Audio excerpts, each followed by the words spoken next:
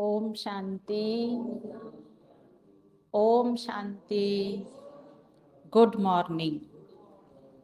आज प्यारे बाबा के 15 दिसंबर 2022 के साकार महावाक्य हैं। वाणी का सार है, मीठे बच्चे, तुम्हें लौकिक अलौकिक परिवार से तोड़ निभाना है, लेकिन किसी में भी मोह नहीं रखना है। मोह जीत बनना है। प्रश्न है, कयामत का यह समय है, इसलिए बाप की कौन सी श्रेष्ठ मत सबको सुनाते रहो। उत्तर, बाप की श्रेष्ठ मत सुनाओ कि कयामत के पहले अपने पापों का हिसाब किताब चुकतू कर लो। अपना भविष्य श्रेष्ठ बनाने के लिए बाप पर पूरा पूरा बलिहार जाओ। कयामत के पहले ज्ञान और योग से मुक्ति, जीवन मुक्ति का वर्षा ले लो। सारा पुरुषार्थ अभी ही करना है। बाप पर सब कुछ बलिहार करेंगे तो 21 जन्म के लिए मिल जाएगा। बाप का बनकर हर कदम पर डायरेक्शन लेते रहो। ओम शांति।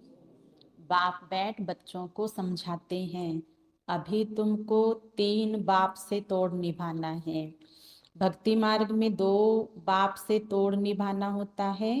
जब सतयुग में हो तो 1 बाप से तोड़ निभाना होता है। ठीक है ना?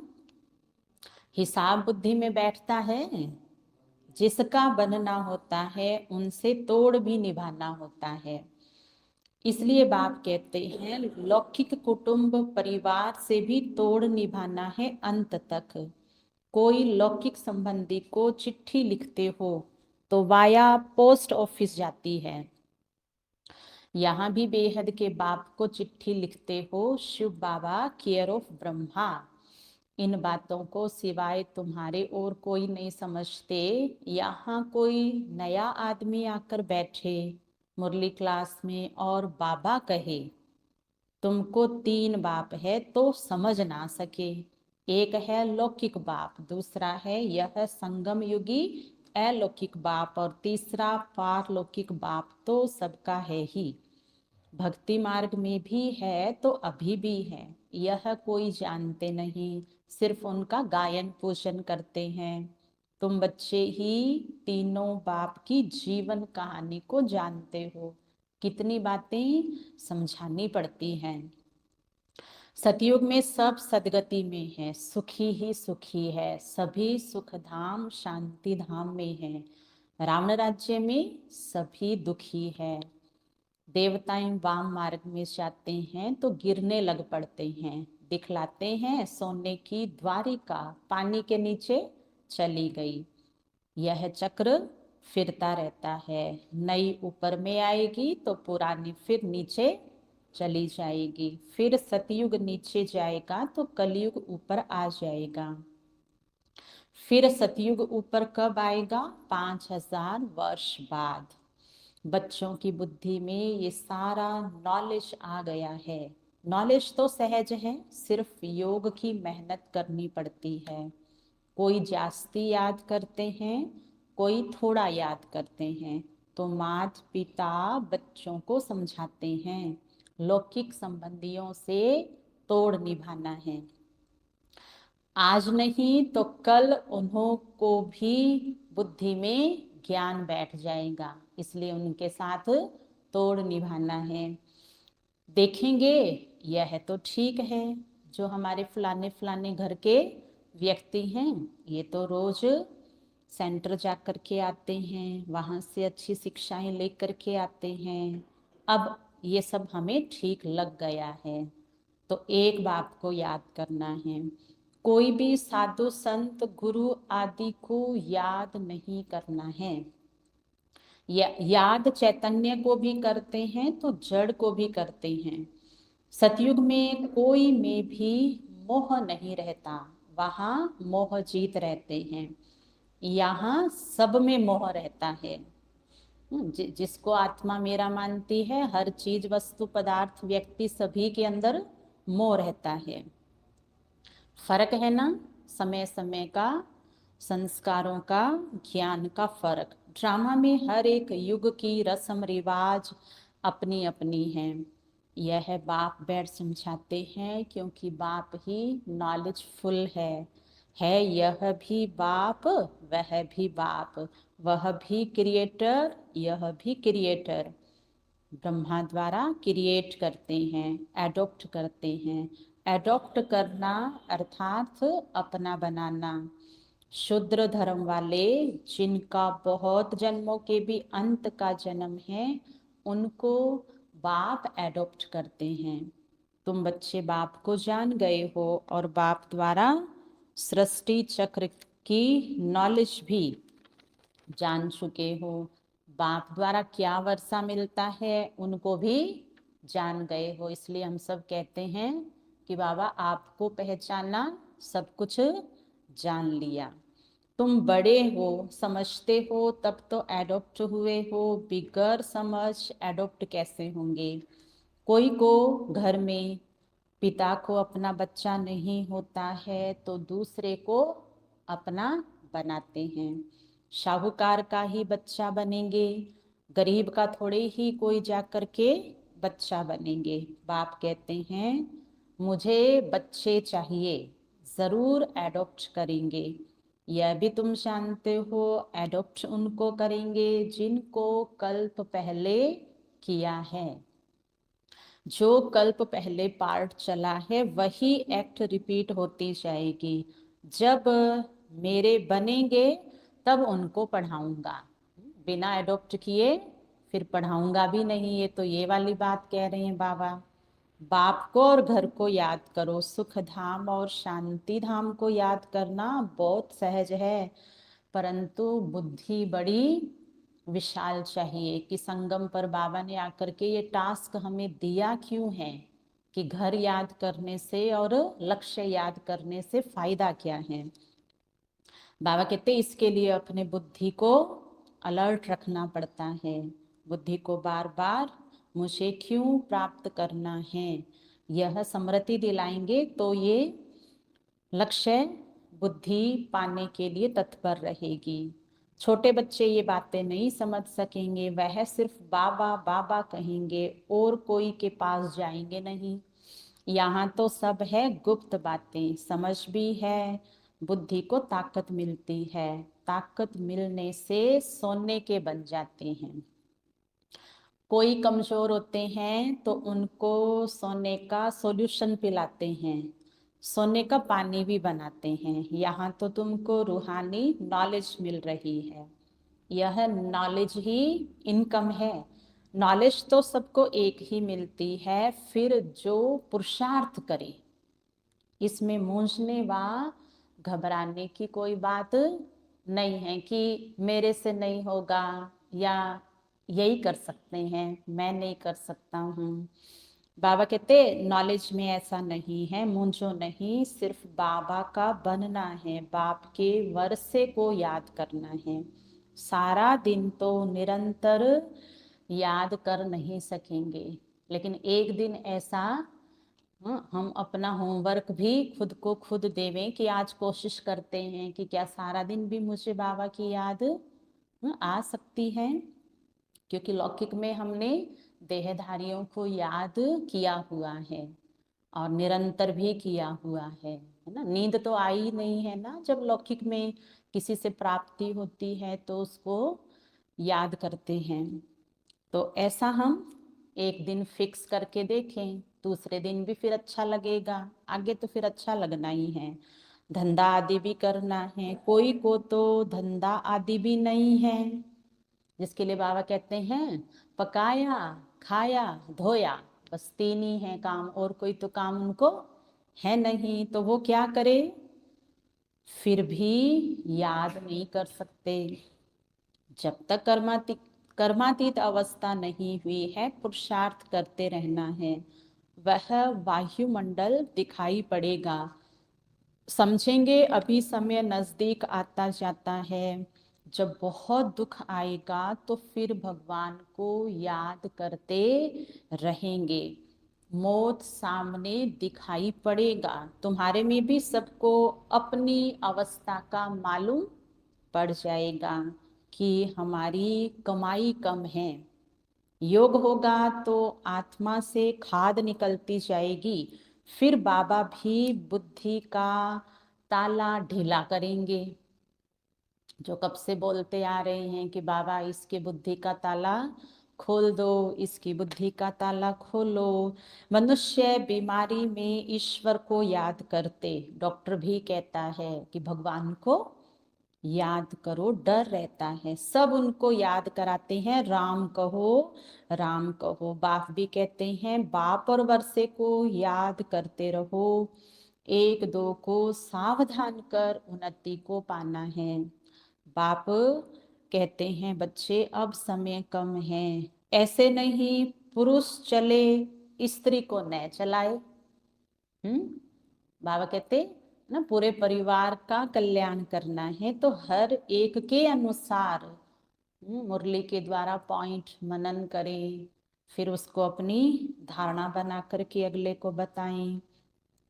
यह जोड़ा है हाफ पार्टनर का, परंतु आजकल हाफ पार्टनर भी समझते नहीं हैं, कोई कोई इज्जत रखते हैं नहीं। तो आजकल बच्चे ऐसे निकल पड़े हैं जो बाप की मिल्कियत को भी उड़ा देते हैं। माँ को तो घर में पूछते भी, हाँ पूछते भी नहीं हैं, क्योंकि माँ तो भगवान को शिकायत भी करती है कि मुझे मेरा बेटा पूछता नहीं है। तो बाबा फिर माँ की कही हुई बात को सबके सामने कह रहे हैं कि देखो हाँ ऐसा समय आ गया है कि बेटा कोई भी है परिवार में आपको नहीं पूछेंगे, क्योंकि मैं आपको पूछता हूँ। कि मुझे याद करो, अपना समय सफल करो। वहां तो यह सब बातें होती नहीं, कभी दुख नहीं होता। यहाँ पहले पहले दुख ही मिलता है। सगाई की और लगी काम कटारी, देवियों को तलवार आदि दिखाते हैं, वास्तव में यह है ज्ञान के अलंकार। तो जिसके ज्ञान के अलंकार धारण किए हुए होंगे, स्वच्छ होंगे, शक्तिशाली होंगे, तो उनको माया अपना नहीं बना सकती। स्वदर्शन चक्र भी देवताओं को नहीं है, यह तुम ब्राह्मणों के हैं। गदा भी तुम्हारी निशानी है, ज्ञान की गदा से तुम माया पर जीत पाते हो। बाकी वहां ऐसी चीजों की दरकार नहीं रहती, वहां बड़ी मौज से रहते हैं। तपस्या करने की भी दरकार नहीं है, वह तो अगला जन्म और जीवन इस जन्म की तपस्या का फल है। सूक्ष्म वतन में है फरिश्ते, वह है फरिश्तों की दुनिया। यहाँ फरिश्ते नहीं रहते, देवताओं को देवता कहेंगे, वह है फरिश्ते, और यहाँ है मनुष्य। सभी का अलग अलग सेक्शन है। सतयुग में देवताएं राज्य करते हैं, वह है टॉकी दुनिया। सूक्ष्म वतन में है मूवी दुनिया। दुनिया भी तीन है, मूल वतन, सूक्ष्म वतन और स्थूल वतन। तो बाबा याद करा के हमें सैर के लिए कह रहे हैं कि बच्चे यहीं यहीं आपको नहीं रहना है। सेवार्थ कर्म किया और फिर मन की यात्रा जारी रखनी है, क्योंकि सूक्ष्म वतन और मूल वतन से ही हम अपने मन को रिफ्रेश कर सकते हैं। जैसे दुनिया में भी होता है ना, एक ही एक जगह जॉब करते हैं, एक ही जगह काफी समय से रह रही हैं, तो कहते हैं बोर हो गए, चलो अब घूमने चलते हैं। तो बाबा कहते आप बच्चों के मन और बुद्धि को ये दुनिया पसंद ही नहीं है, क्योंकि हमने इस दुनिया को कभी दिल से स्वीकार किया ही नहीं है। इसलिए फिर हमें जो दुनिया आ रही है उसको याद करना है। तुम्हारी बुद्धि में यह प्रैक्टिकल में है, मनुष्य तो सुनी सुनाई पर चलते हैं। तुम अच्छी रीति जानते हो कि यह दुनिया का चक्र कैसे फिरता है, तीनों लोगों को जानते हो, सिवाय बाप के आदि मध्य अंत का राज कोई बता नहीं सकते। कोई भी त्रिकालदर्शी है नहीं, पर हम त्रिकालदर्शी और नॉलेजफुल दोनों हैं। यह थोड़े ही कोई जानते हैं कि मूल वतन में आत्माएं कहाँ और कैसे रहती है। तुम जानते हो वहाँ आत्माओं का झाड़ है, वहां से नंबरवार आते हैं। हम सब आत्माएं बच्चे शिव बाबा की माला है। जैसे सिजरा बनाते हैं, क्रिश्चियन लोग भी झाड़ बनाते हैं, खुशी मनाते हैं, क्राइस्ट का बर्थडे मनाते हैं। अभी तुम किसका बर्थडे मनाएंगे? मनुष्यों को ये पता ही नहीं है कि हमारा धर्म स्थापक कौन है, और सभी धर्म स्थापन करने वाले का हिसाब किताब निकालते हैं।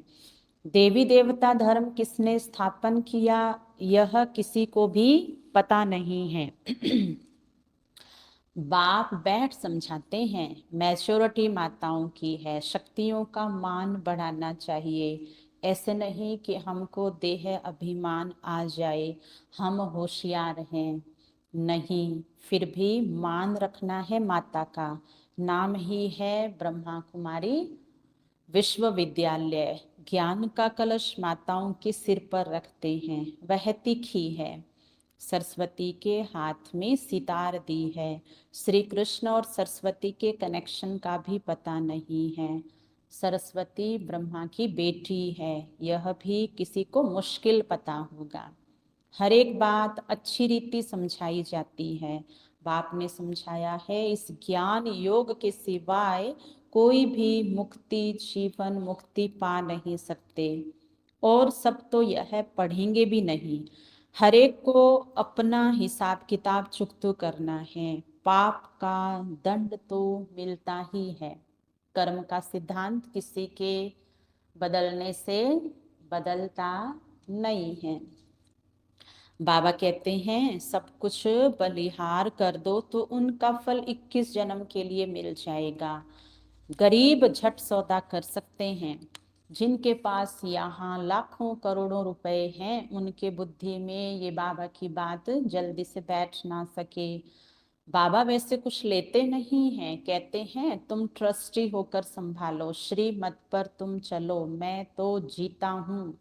कोई जीते जी भी ट्रस्ट में देते हैं। समझते हैं अचानक मर जाऊं तो पीछे झगड़ा पड़ जाएगा। बाबा भी जीते जी बैठा है, कहते हैं बाप का बनकर डायरेक्शन लो। यह करूं वा न करूं, बाबा राय देंगे, भल यह करो। हर एक की अवस्था पर मदार है। कोई विल भी कर लेते हैं, मोह भी बहुतों में है। जो अपने पांव पर होगा उनको भी दे देंगे। बाप के पास कोई चालाक भी है, बच्चों को बांट कर बाकी अपने लिए रखते हैं। बस हम उनसे चलते हैं, ऐसे भी करते हैं। यह तो बेहद का बाप है, हर एक बच्चे को जानते हैं। बस ड्रामा को भी जानते हैं, बस हम उनसे चलते हैं। समझते हैं इसमें पैसे की दरकार नहीं है। उस मिलिट्री पर गवर्नमेंट का बहुत खर्चा होता है, तुम्हारा खर्चा तो कुछ भी नहीं है। रात दिन का फर्क है, तुम जानते हो यह सारी मिल्कियत आदि खत्म हो जाने वाली है। हमको धरनी ही नई सतो प्रधान चाहिए, अभी तो तमो प्रधान है। लक्ष्मी का दीपावली पर आह्वान करते हैं तो सारे घर की साफ सफाई भी करते हैं। शुद्ध घर में देवी आवे। बाबा ने समझाया है, देवताएं इस धरती पर पैर नहीं रखते, क्योंकि पूरा धरती रूपी घर ही अपवित्र अशुद्ध है। वह सिर्फ साक्षात्कार कराते हैं। साक्षात्कार में पैर थोड़े ही धरनी पर होते हैं। मीरा भी ध्यान में देखती थी, यहाँ कोई देवता आ ना सके। देवताएं सतयुग में होते हैं, कलयुग में फिर उनके अंगेस्ट है। देवताओं और असुरों की लड़ाई है नहीं, वास्तव में यह है माया से लड़ाई। योग बल से माया पर जीत पहनाने वाला सर्व का सदगति दाता एक बाप है। पहले पहले है ही रुद्रमाला, वहां इस माला को कोई जानते ही नहीं है। तुम संगम युग पर ही जानते हो कि ब्राह्मणों की माला तो बन ना सके, क्योंकि पुरुषार्थी जीवन है। पीछे है फिर विष्णु की माला। यह सब है डिटेल की बातें। कोई कोई बच्चे बाबा को कहते हैं, बाबा हमसे धारणा नहीं होती है। बाबा कहते, अच्छा बच्चे, कोई हर्जा नहीं है। बाप को याद करना तो सहज है ना, क्योंकि याद से ही तो धारणा होती है। तुम बाप को कैसे भूलते हो, जिस बाप से स्वर्ग का वर्षा मिलता है। जबरदस्त आमदनी है, फिर भी माया बुद्धि का योग हटा देती है। साजन जो श्रृंगार कराए महारानी बनाते हैं, ऐसे साजन को भूल जाते हैं। आधा कल्प माया का राज्य चलता है, अभी तुम माया पर जीत पाकर जगत जीत बनते हो। यह सारी दुनिया कैसे चलती है तुम आदि से अंत तक जानते हो। नाटक देखकर आते हैं, उसमें मालूम पड़ता है कि पिछाड़ी में अब यह सीन होगी। इसमें ऐसे नहीं है। तुम जानते हो सेकंड बाय सेकंड जो चलता है सो ड्रामा। ड्रामा के पट्टे पर मजबूत रहना है। जो कुछ हो जाता ड्रामा, नाराज होने की बात नहीं है। कोई ने शरीर छोड़ा, उनको जाए अपना पार्ट बजाना है। एक शरीर छोड़ दूसरा लिया। तुम्हारी बुद्धि में यह स्वदर्शन चक्र फिरता रहना चाहिए।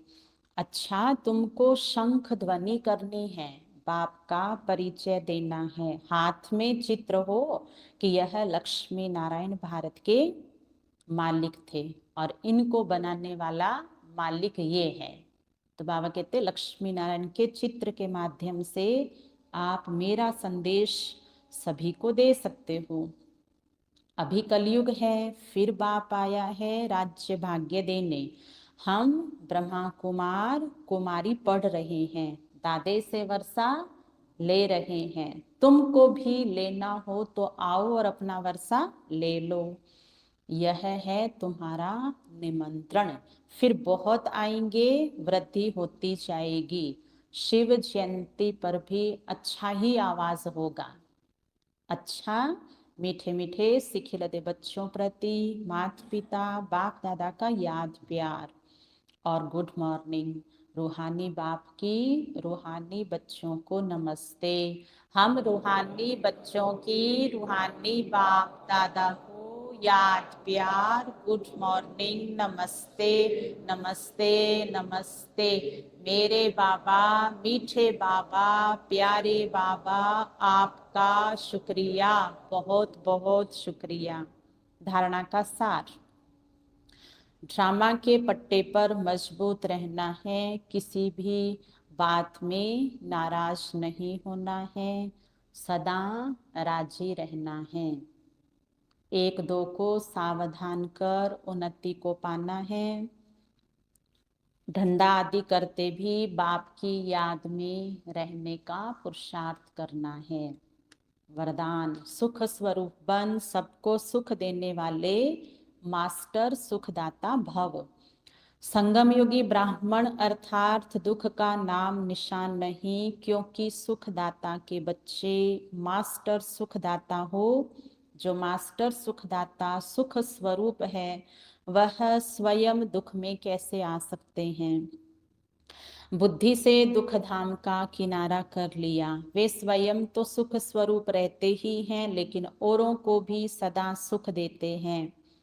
जैसे बाप हर आत्मा को सदा सुख देते रहते हैं, ऐसे जो बाप का कार्य वो बच्चों का कार्य है।